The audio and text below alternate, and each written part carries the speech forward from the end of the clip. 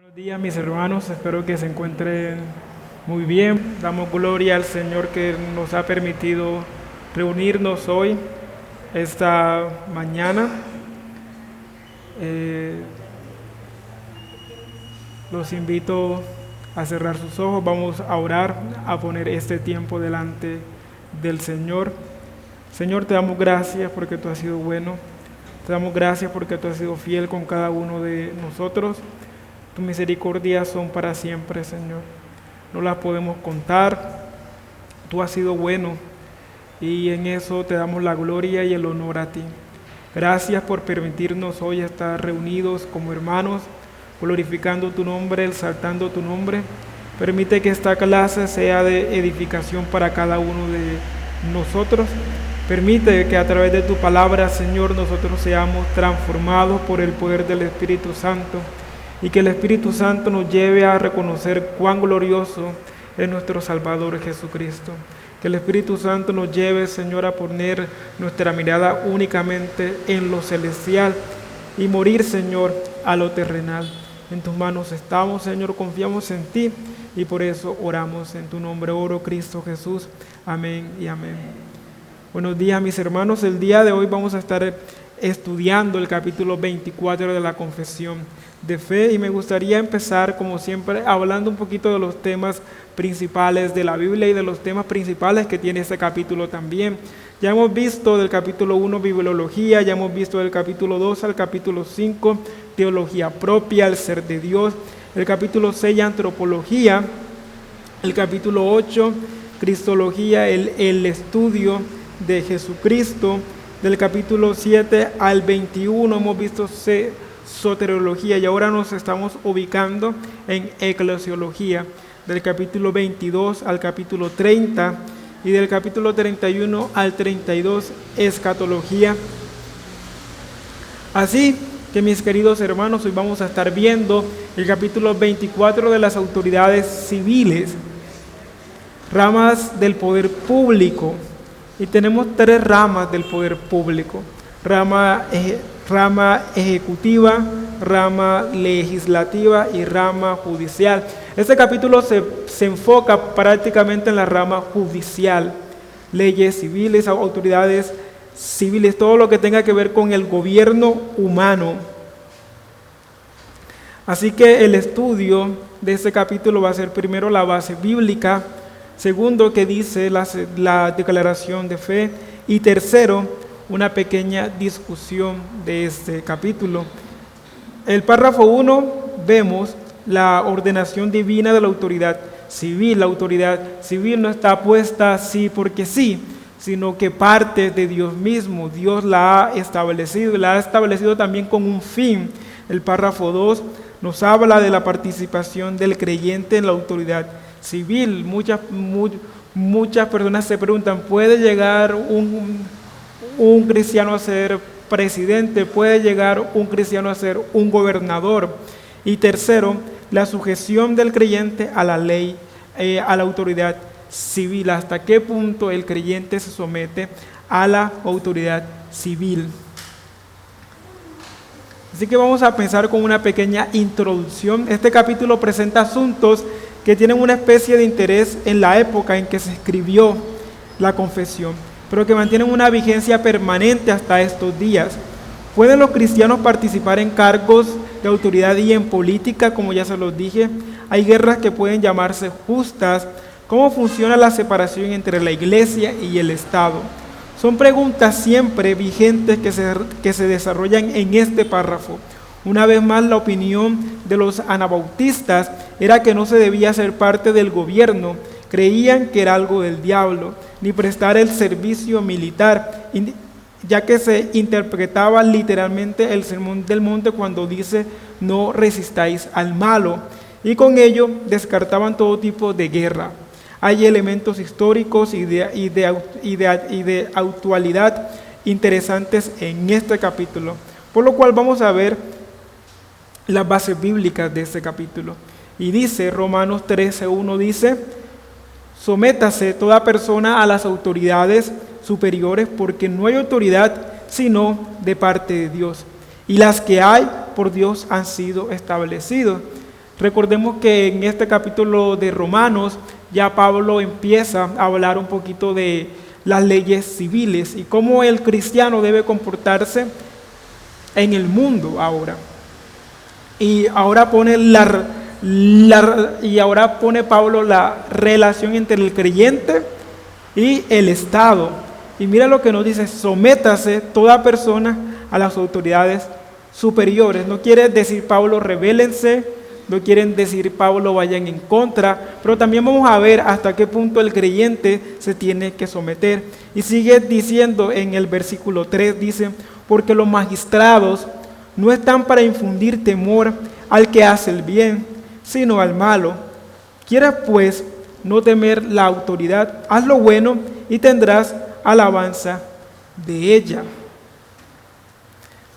Así que Pablo prácticamente nos está diciendo que las autoridades fueron puestas, mis hermanos, para reprender a los malos y para declarar que una acción y que una persona en cierta manera están cometiendo grados de maldad.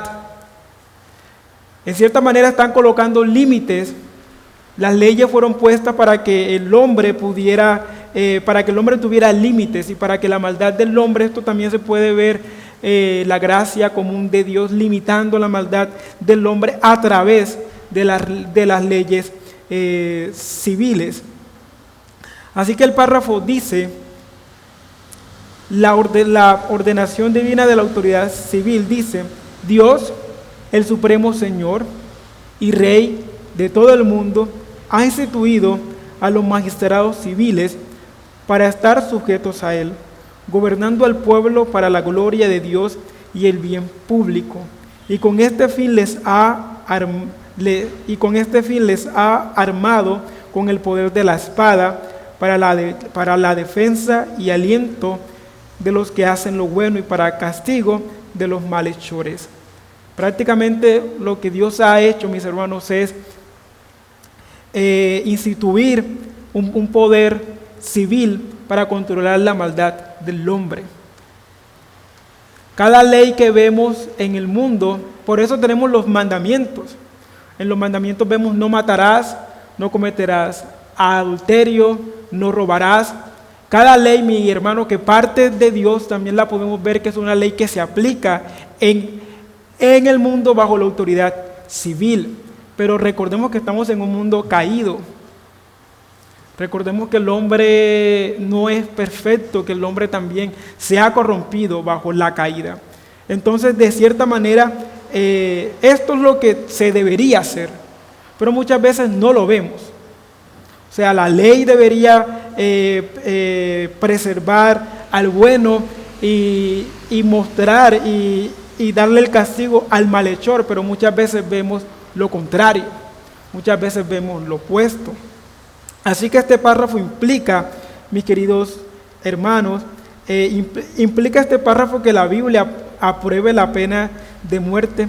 Sí, los autores de la confesión de fe creían, como muchos creemos hoy, que la Biblia aprueba la pena de muerte y que es mejor para la humanidad tenerla que no tenerla.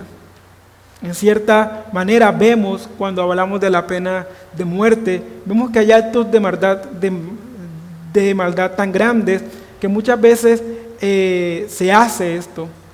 O muchas veces también, digamos, también lo voy a colocar en este contexto. Usted está con su familia, entra un malhechor a su casa y usted pues tiene que preservar su vida y la vida de su familia. En ese sentido, usted no va a dejar que una persona que entre a su casa lo mate o lo robe. Si usted tiene la oportunidad de preservar su vida, usted lo hará. La palabra de Dios no se opone a esto en cuanto usted va a preservar su vida. Y así también lo pone este capítulo en el contexto de que a veces la maldad es tan grande que la pena de muerte se usa para que las personas puedan comprender el grado de maldad y también para restringir la maldad del hombre. Cada pena o cada castigo que se hace es como si Dios dijera también cuán grande es la maldad del hombre, hay que restringir la maldad del hombre. Vamos a pasar ahora, vamos a ver ejemplos de la pena de muerte en la Escritura. En Génesis 9:6 vemos: el que derrame sangre del hombre, por el hombre su sangre será derramada, porque imagen de Dios es hecho al hombre. ¿Qué busca el Señor? Que en cierta manera el hombre no violente al otro hombre. Y el Señor demanda que no se mate. O sea, lo que el Señor busca es que de ninguna manera un hombre le quite la vida al otro hombre. Pero vemos que esto pasa. Vemos que hay personas que realmente buscan hacerle maldad al prójimo, buscan hacerle maldad al hombre y le arrebatan la vida. Hay actos tan crueles en la humanidad. Si usted prende su televisor, usted se va a dar cuenta cuán grande puede llegar a ser la maldad del hombre. Así también vemos en Deuteronomio 21:18 que dice: si alguno tuviera un hijo contumaz, o sea, un hijo rebelde, malvado, que no obedeciere a la voz de su padre ni a la voz de su madre, y habiéndole castigado no les obedeciere, entonces le tomará su padre y su madre y lo sacarán ante los ancianos de su ciudad y a la puerta del lugar donde viva, y dirán a los ancianos de la ciudad: este es nuestro hijo, es contumaz y rebelde, no obedece a nuestra voz, es glotón y borracho. Entonces los hombres de su ciudad lo apedrearán y morirán. Así quitarán el mal del medio de ti, y de todo Israel oirá y temerá. Esto es importante: así quitarás el mal en medio de ti, y todo Israel oirá y temerá. Esto es importante, porque cuando se aplica esto, mis hermanos, no es para sentir una satisfacción, sino para reconocer que el Señor es santo. Y que nuestra vida debe estar adornada por la santidad del Señor, y que nosotros debemos reverenciar al Señor, y que la santidad de Dios tiene que ser exaltada. Y esto es lo que buscaba el pueblo. Cuando el Señor da esta ley, el Señor da esta ley, uno, para honrar su santidad, y dos, para preservar la santidad del pueblo. Y esto es importante, tanto bajo las leyes civiles y tanto el gobierno de Dios. Vemos que el gobierno de Dios muchas veces mandaba la pena de muerte, uno, para honrar su santidad, y dos, para preservar la santidad de su pueblo. Así que vamos al párrafo 2, la participación del creyente en la ley, en la autoridad civil. Y vamos a leer Proverbios 29:2. Dice: cuando los justos dominan, el pueblo se alegra, mas cuando domina el impío, el pueblo gime. Y esto lo podemos ver en muchos casos, mis hermanos. Esto lo podemos ver cuando Juan Calvino también fue una persona usada por el Señor, y esto también es algo que el Señor permite en su soberanía. No es que pase constantemente, porque recordemos que muchas veces el Señor preserva a su pueblo del poder, y esto lo hace porque también sabe que el poder corrompe.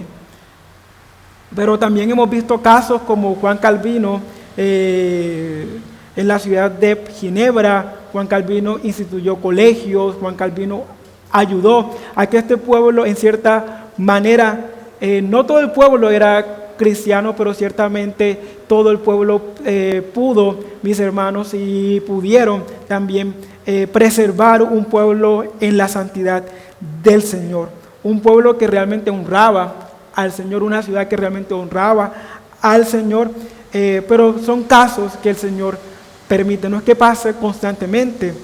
Dice Génesis 47:24: de los frutos daréis al quinto a Faraón, y las 4 partes serán vuestras para sembrar la tierra y para vuestro mantenimiento, y de los que están en vuestras casas, y para los que comen vuestros niños.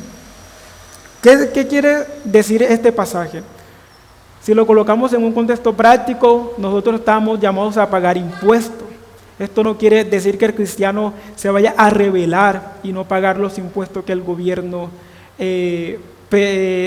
demanda. Y también vemos este pasaje, y también lo vemos en Cristo Jesús, cuando Él dice: dad al César lo que es del César y al Señor lo que es del Señor. Cúmple con tu deber como ciudadano, pero también cúmple con tu deber como ciudadano de los reinos de los cielos. Y en Génesis 47, 25 dice, y ellos respondieron, la vida nos has dado, hallemos gracia en ojos de vuestro Señor y seamos siervos de Faraón. Aquí hay una imagen del pueblo sirviendo, del pueblo de Israel, sirviendo a Faraón. Y asimismo, lo que dice el párrafo 2, dice, es lícito para los cristianos aceptar y desempeñar el cargo de magistrado cuando sean llamados para ello. En el desempeño de su cargo debe mantener especialmente la justicia y la paz. Y esto es algo que muchas veces uno anhela, pero tenemos que ser realistas y es difícil, como ya se los dije, porque estamos en un mundo caído, en un mundo donde se ve la corrupción, en un mundo donde se ve la lucha por el poder y en un mundo donde las personas que llegan al poder muchas veces buscan oprimir al pueblo y tener ventajas del pueblo. Y cuando una persona busca participar en ello y hacer un cambio, lamentablemente vemos que es castigado con su vida muchas veces. Sigue diciendo el párrafo, según las leyes sanas de cada reino y estado. Así con este fin, bajo el Nuevo Testamento puede legalmente ahora hacer guerra en ocasiones justas y necesarias. Esto es algo que se va a explicar un poquito más adelante. Pero prácticamente el párrafo nos está diciendo, sí, si el cristiano tiene la oportunidad de desempeñar un cargo en el magistrado público, hágalo, pero hágalo recordando que lo debe hacer con justicia y buscando la paz, y también recordando que debemos darle honra al Señor en todo lo que hagamos. O sea que la honra debe ser para el Señor. Pero también recordamos que estamos en un mundo caído que se va a oponer a las leyes del Señor. Un mundo que siempre va a buscar hacerle guerra al Señor. Dice, ¿pueden los cristianos participar en política? Sí, al título personal, pero no puede la iglesia, y esto es importante, como iglesia participar en política. Los pastores no deben decir a nadie por quién votar, solo instruir bíblicamente sobre cómo escoger bien entre los candidatos. Segundo, ¿puede un pastor ser político? No. ¿Por qué? Porque su mayor cargo es ser pastor, dirigir al pueblo de Dios. Él no está llamado, él fue llamado a ser pastor, no a ser político. Mencionemos algunas causas que hacen que una guerra sea justa. Invasiones, explotaciones injustas, daños al patrimonio de la nación u otras causas que afectan la vida de los ciudadanos de esa nación. El gobierno está obligado a defenderlos y para ello puede ser uso necesario ir a la guerra. Como ya se los dije, nuestro llamado es preservar la vida. Si algo está atentando contra la vida, nuestro llamado es preservar la vida. Como ya les puse este ejemplo, tú estás con tu familia, entra un ladrón en la casa, tú no vas a querer que tu familia muera.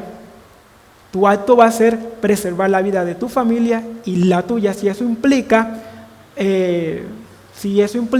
que la otra persona pierda su vida. Estoy siendo cuidadoso con las palabras porque sé que esto lo suben a YouTube y tal vez YouTube restrinja ciertas cosas. Como ya se los dije, entonces nuestro llamado es preservar la vida. Y cada vez que algo atenta contra la vida del hombre, nuestro llamado es defiende la vida. Y esto es lo que quiere decir cuando hace referencia a una guerra justa, a una guerra santa. No es que estemos buscando la guerra por doquier, no. ni que estemos buscando violencia constantemente, no, mis hermanos. Pero si algo atenta contra ti o contra la iglesia, nuestro llamado es defender, sea como sea. Vamos a colocar un ejemplo histórico de la participación del creyente en la guerra, en la autoridad civil. Tenemos a William Wilberforce. Fue un político, filántropo y abolicionista inglés que, siendo miembro del Parlamento británico, lideró una campaña en contra de la esclavitud, como ya se los dije. Propuso un proyecto de la ley a la Cámara de los Comunes para eliminar la esclavitud en 1791, y desde entonces defendió el proyecto abolicionista hasta 1807, año en que propuso su proyecto de la ley, año en que su proyecto de la ley fue aprobado por el Parlamento británico. William fue uno de los políticos cristianos más influyentes de la historia gracias a su labor en contra del comercio de esclavitud. Aquí podemos ver un ejemplo de alguien que está preservando la vida y que le está dando dignidad al hombre, porque para ese entonces se creía que la persona blanca era superior a una persona de color morena.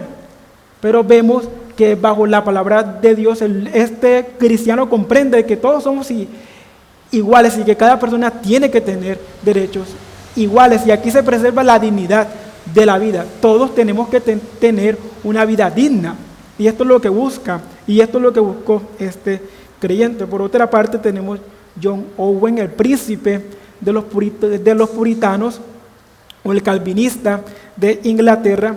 Vivió en una época muy agitada en la Inglaterra de mediados del siglo XVII. Fue capellán del ejército liderado por Oliver Cromwell. Y después de la guerra de esos días en Inglaterra, Owen llegó a ocupar varios cargos importantes como decano de la Universidad de Oxford y en política, y era el consejero de Oliver Cromwell, ayudando en la restauración de la monarquía de Carlos II de Inglaterra, y defensor desde donde estaba de predicadores como John Bunyan. Entonces vemos que este hombre utiliza su influencia como pastor para apoyar tanto actos civiles también como actos de universidades. Uno, porque lo podemos ver, mis hermanos, que estuvo bajo la participación como capellán estuvo como capellán en un ejército, y también estuvo ayudando, mis hermanos, como decano en el colegio, en la Universidad de Oxford. Y para este entonces podemos ver, si usted busca y si usted lee, si usted es curioso de leer la historia muchas veces de Estados Unidos, va a ver que es una nación muy influenciada por el cristianismo. Una nación que muchas universidades, muchos proyectos, muchas normas fueron inicialmente fundadas por cristianos. Entonces podemos ver que para ese entonces el cristianismo era muy influyente en muchos aspectos, tanto civiles como académicos. Y ahora vamos a pasar al párrafo 3, la sujeción del creyente a la autoridad civil. ¿Hasta qué punto el creyente se puede sujetar a la ley civil? Yo sé que este es un tema muy complejo, porque vemos países como tal vez Venezuela, o vemos países tal vez como donde se ven guerras, como Israel o como Irak. Entonces, este es un tema realmente complejo cuando hablamos hasta qué punto el cristiano se somete a la ley del Señor, a la ley civil. Y vamos a leer las bases bíblicas. Romanos 13:1. Sométase toda persona a las autoridades superiores, porque no hay autoridad sino de parte de Dios, y las que hay por Dios han sido establecidas. Entonces, ¿cuál es el llamado que nos hace Pablo? Él dice, sométanse a toda persona de las autoridades superiores. Y un ejemplo de esto lo vemos en la iglesia primitiva, cuando estaban siendo perseguidos y cuando eran torturados. Ellos no se rebelaban en contra de esa ley. Ellos oraban al Señor y imploraban al Señor que bendijera a sus perseguidores.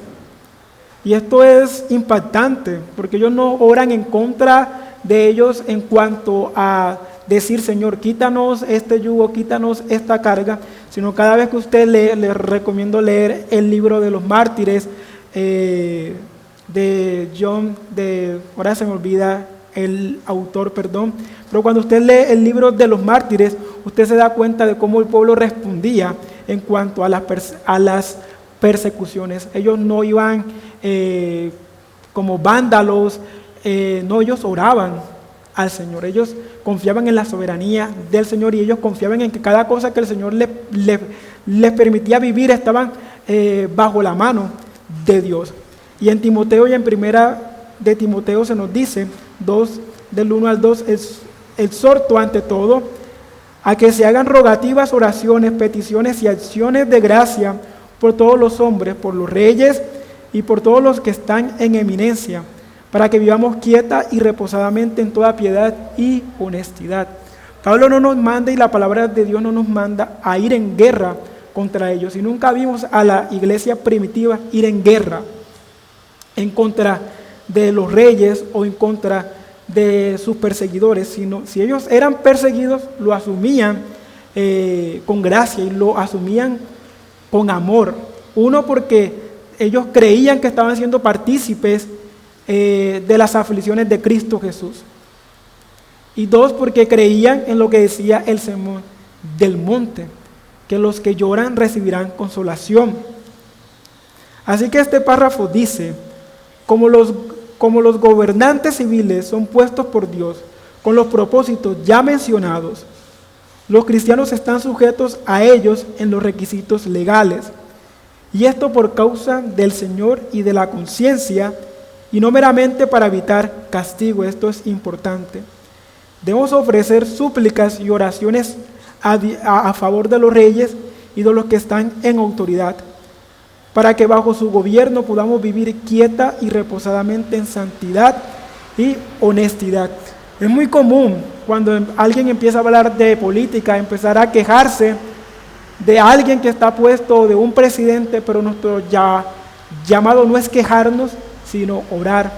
Y hay cosas que nos molestan, porque el político o el gobernante no está haciendo lo correcto, sino que está haciendo cosas perversas, pero nuestro llamado es a orar por él, al que el Señor le permita la gracia y que él pueda ser iluminado, incluso que él pueda ser salvado, porque él no está gobernando solamente su vida, sino que está gobernando la vida de una nación entera.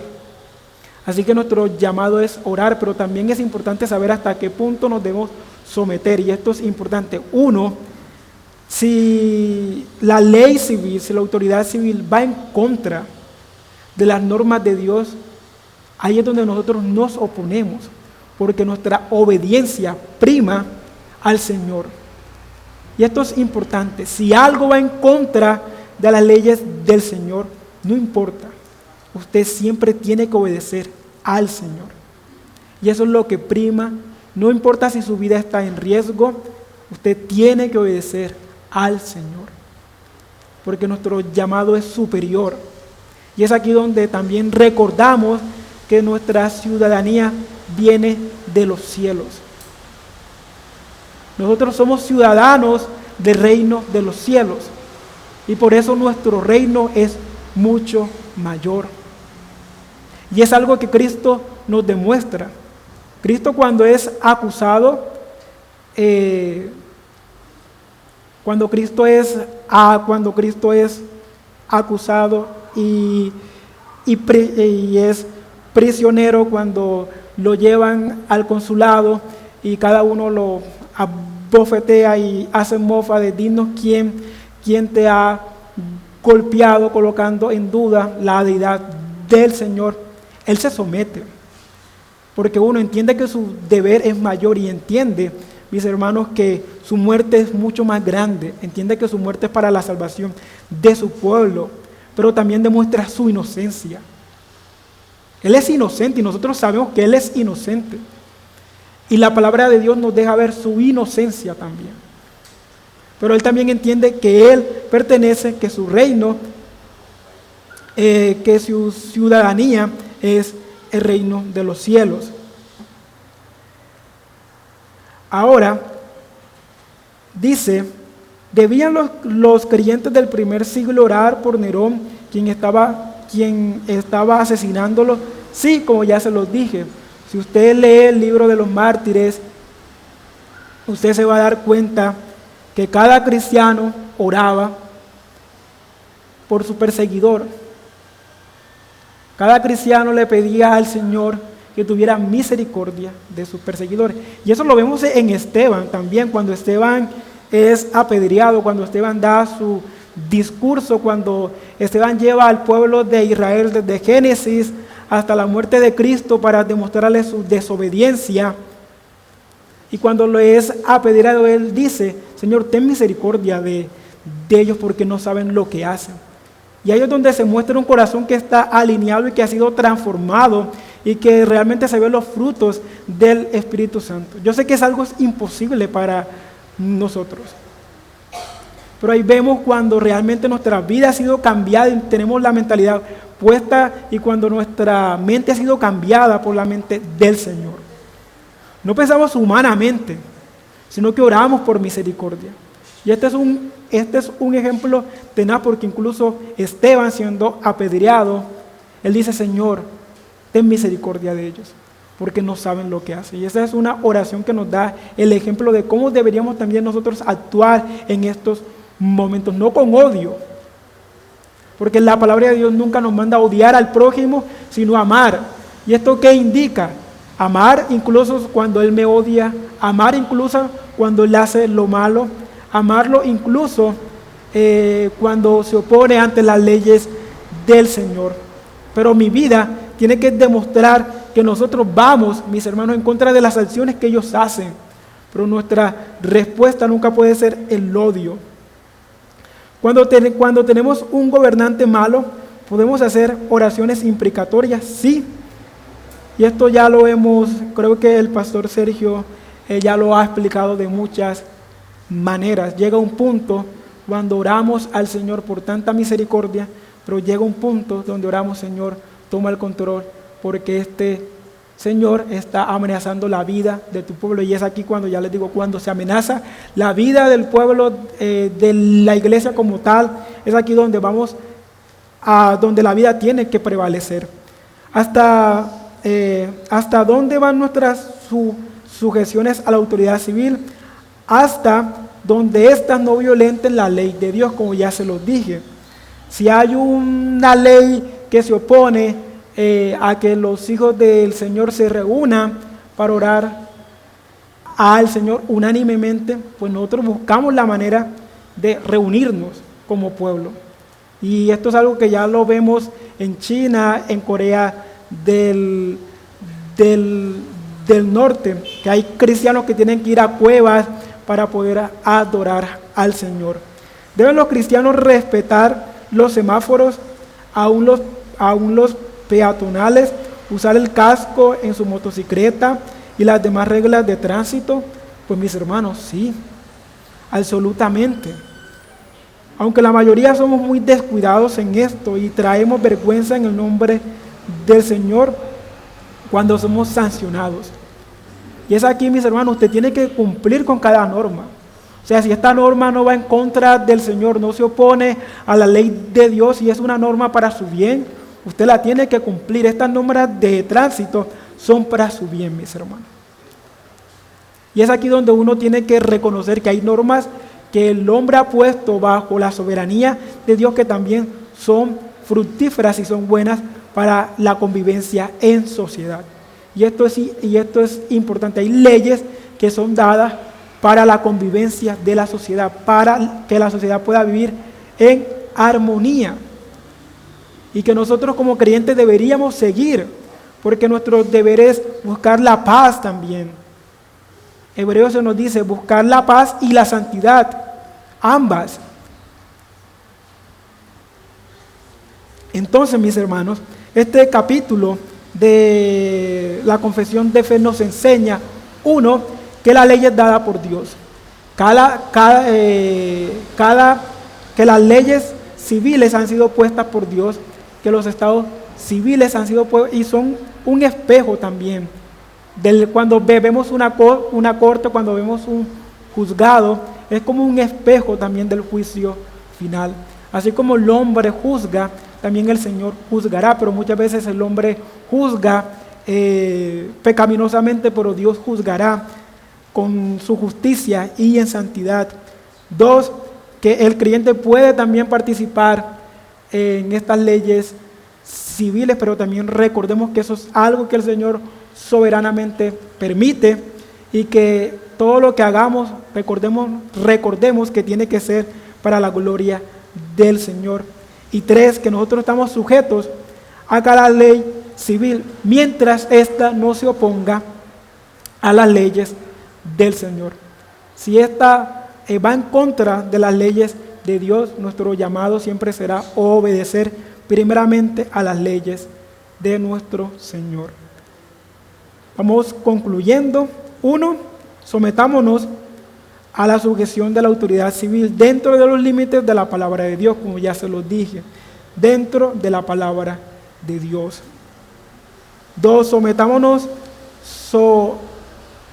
sostenemos la permanente separación entre la iglesia y el Estado, pero eso no implica que un cristiano no pueda ser parte del gobierno civil o participar en política desde un título personal. O sea, si usted quiere lanzarse como gobernador, si usted quiere lanzarse como presidente, pues no hay una oposición en esto, o sea, personalmente.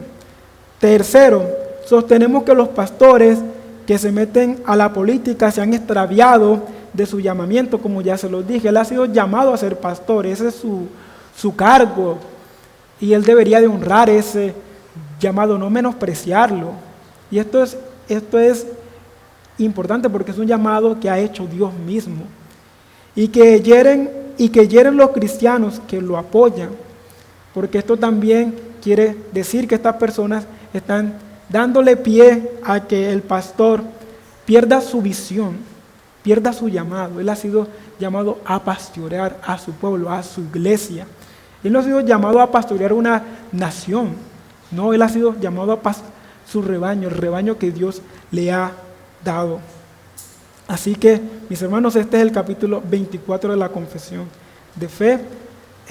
Yo creo que vamos a dejarlos hasta aquí. Si alguien tiene alguna pregunta, la puede hacer. Los invito, vamos a orar. Señor, te damos gracias porque tú has sido bueno, porque tú has sido fiel, Señor. Gracias por cada una de tus misericordias. Gracias porque tú has sido bueno con nosotros. Señor, permítenos someternos a las leyes civiles mientras éstas no se opongan a tu palabra, Señor, mientras éstas no vayan en contra de tus mandamientos. Permítenos, Señor, ser santos en todo esto, aunque a veces nos cueste. Permítenos orar, Señor, por aquellas personas que también hacen el mal. Permítenos orar, Señor, por los gobernadores.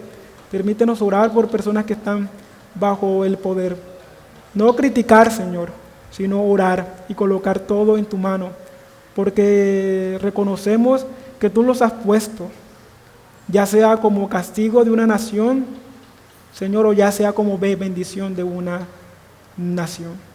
Reconocemos, aunque nos cueste, que todo viene de tu mano y que tú eres soberano ante todo, Señor, y ante cualquier persona.